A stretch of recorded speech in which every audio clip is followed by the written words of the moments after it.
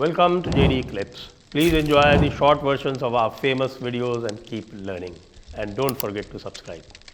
तो हमारे भाईजान लोगों के जो सबसे बड़ा दुस्वप्न था, अंग्रेजी में जिसको नाइटमेयर बोलते हैं, वो अब सच हो गया। क्या बताएं, बड़ा प्रयास किया, बड़ा हल्ला गुल्ला किया, बड़े साहब पार्लियामेंट में ज़ोर शोर से नारेबाजी की और सारे जितने भी विपक्ष वाले थे उनको सबको साथ में लिया, लेकिन आज जो वक्फ अमेंडमेंट बिल है वो कैबिनेट ने पास कर दिया और उसका नाम भी ऐसा रखा जिससे कि और साहब जो है जिसको कहते हैं कि ना कोड़ में खाज हो जाए, वो वाली बात हो गई कि साहब उसका नाम रखा है उम्मीद, UMEED जी, उम्मीद। और उम्मीद जो है जो रखा गया है unified Waqf management empowerment efficiency and development bill. तो अब इसमें जो एम्पावरमेंट वगैरह वाली जो बात कही है ना, तो ये एक तरह से मुंह चढ़ाने वाली बात हो गई भाई कि साहब एक तो ऐसा हुआ और ऊपर से मुंह और चढ़ाया जा रहा है। एम्पावरमेंट, हमारे सारे के सारे अशराफ कह रहे हैं कि साहब हमको कमज़ोर किया जा रहा है और आप कह रहे हैं एम्पावरमेंट है। साथ में जो भी बातें कही गई थी JPC द्वारा, जो भी सिफारिशें की गई थी, वो तो सारी की सारी इंक्लूड कर ही ली गई। अब बस प्रश्न इतना उठता है कि उसी बिल को आगे बढ़ाएंगे अमेंडमेंट करके या फिर कि नया लाएंगे, क्योंकि उसका नाम था वक्फ अमेंडमेंट बिल, अब इसका नाम है unified Waqf management empowerment efficiency and development bill. तो मुझे लगता है कि अब JPC की सिफारिश के बाद में वो पुराना वाला जो है वो विड्रॉ होगा और इसको नया वाले को लाया जाएगा। तो अब उम्मीद जो है वो आने वाली है साहब, उम्मीद पे दुनिया कायम है, ऐसा कहा जाता है।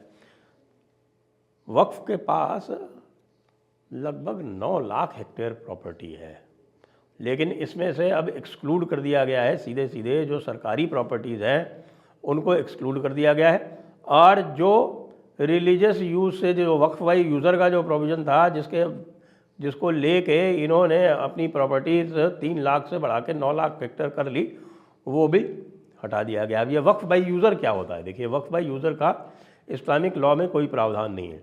मैं आपको बताया, और हमारी जो किताबुल वक्फ है फतवा आलमगीरी की, वो हमने पब्लिश कर दी है। अब वो पब्लिश्ड बुक इस समय आपको jaipurdialogues.com/books पे मिल जाएगी, वहाँ जाकर आप उसको पढ़ सकते हैं। और उसमें साफ साफ है कि भाई जब तक कि वक्फनामा नहीं किया गया जी, वक्फनामे के बग़ैर कोई भी वक्फ प्रॉपर्टी वैलिड नहीं है। तो ये वक्फ बाई यूज़र कहाँ से आया? ये वक्फ बाई यूज़र जो है ज़मीन हड़पने का एक तरीक़ा है, और ज़मीन हड़पने का तरीक़ा इसलिए निकाला गया कि साहब कहीं भी जाओ मज़ार बना दो, और मज़ार जो है वो कुछ दिनों तक अगर चैलेंज ना हो तो उसको वक्फ प्रॉपर्टी डिक्लेयर कर दो। और चूँकि वक्फ प्रॉपर्टी में वक्फ जो बिल था वो सारे और जितने भी कानून थे पूरे भारत के उनसे सुपीरियर था, यानी जो इस्लामिक सुप्रीमेसी जिसको बोलते हैं क़ुव्वतुल इस्लाम, वो क़ुव्वतुल इस्लाम सीधे सीधे वक्फ अमेंडमेंट वक्फ बिल में शामिल थी, वक्फ एक्ट में शामिल थी। अब वो जो सेक्शन 108 था, जो सेक्शन 108 में ये था कि साहब कि आप ये सारे जितने भी और प्रावधान हैं और कानून हैं उनके सबके ऊपर रहेगा वक्फ बिल, वक्फ एक्ट, वो समाप्त कर दिया गया। जो लिमिटेशन का 108A का प्रोविज़न था कि साहब कोई लिमिटेशन नहीं है, 500 साल पुरानी आपकी कोई प्रॉपर्टी हो उसको भी आप क्लेम कर सकते हैं, सब कर सकते हैं, वो सब ख़त्म।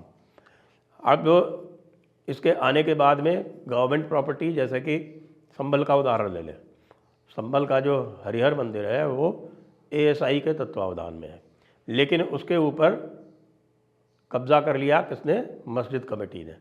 और मस्जिद कमेटी जो है वो जगह जगह इसी हैसियत से कि साहब कि वो काबिज़ है इसके ऊपर, वहाँ पर वो उनकी नमाज चल रही है पिछले 30-40 साल से, जो भी वो कहते हैं उसके बेसिस पे उसको इस्लामी संपत्ति बताने पर अड़ी हुई है। लेकिन ये सब ख़त्म हो जाएगा, इसके आने के बाद वो तुरंत ख़त्म हो जाएगा।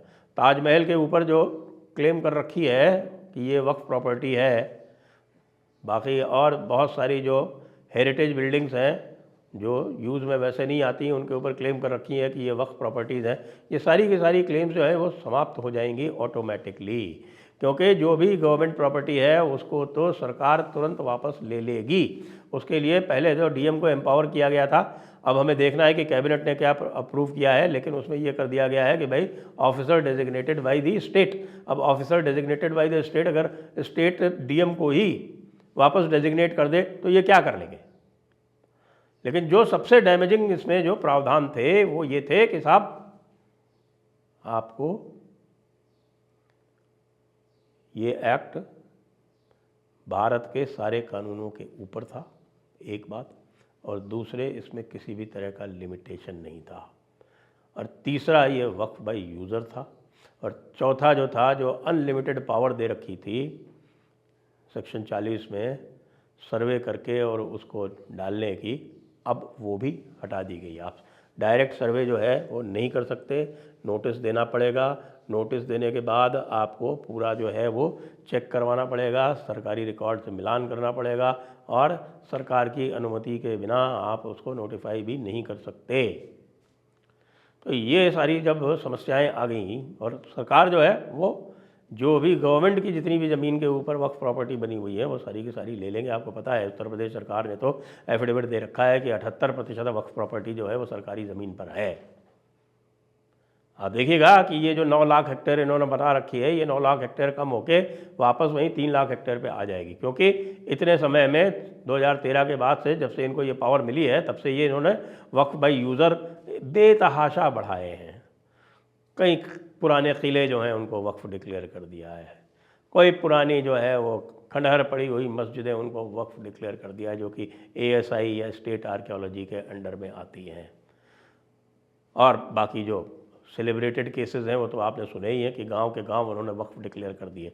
क्यों? क्योंकि वहाँ कभी कोई पीर साहब जिंदा हो गए थे। और साहब दरगाहों का जो तमाशा जो शुरू हुआ था, आपने देखा था कि साहब की 300-400 दरगाहें अचानक उग गई। कहाँ? उत्तराखंड के जंगलों में। क्यों हो गई? इसीलिए कि ये वक्फ बाय यूज़र का जो प्रावधान था। इस जगह जगह पर आप देखते हैं ना दरगाहें बना दी जाती हैं ज़मीन पर कब्जा करने के हिसाब से, सरकारी ज़मीनों के ऊपर। क्यों बना दी जाती हैं? इसीलिए बना दी जाती हैं कि भाई ये वक्फ बाय यूज़र के प्रावधान का दुरुपयोग करते हुए ये कभी ना कभी वक्फ प्रॉपर्टी बन जाएंगी, और वक्फ प्रॉपर्टी बनने के बाद देश के सारे कानून उनके सामने निष्फल थे। बिल्कुल एक तरह से वक्फ ने 2 नेशन थियरी को आगे प्रोपेगेट कर दिया था कि भाई एक वक्फ है और दूसरे बाकी सारे कानून हैं।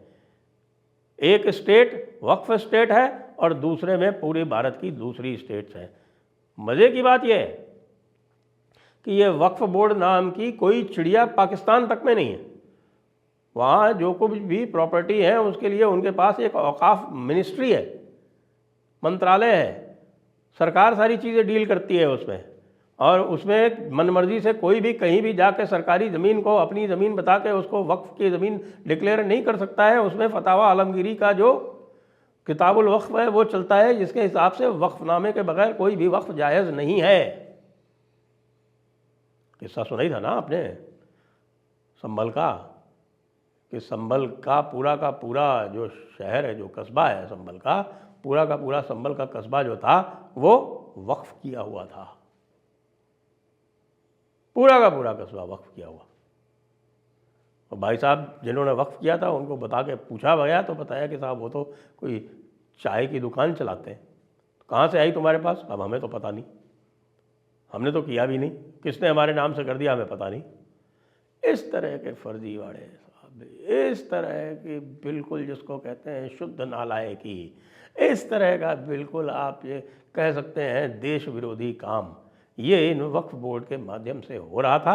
अब इस पर रोक लगेगी, और रोक लगने के साथ साथ इसमें एक अभी लकूना रह गया है, और वो लकूना रह गया है ये कि इसका जो सेक्शन 4 है जिसके तहत जो पर्सन इंटरेस्टेड जहाँ लिखा हुआ था कि साहब कि ये जो वक्फ का जो कानून है वो पर्सन इंटरेस्टेड पर लागू होगा, ये 2013 से पहले था। 2013 में इसको अमेंडमेंट करके पर्सन अग्रीव्ड कर दिया गया।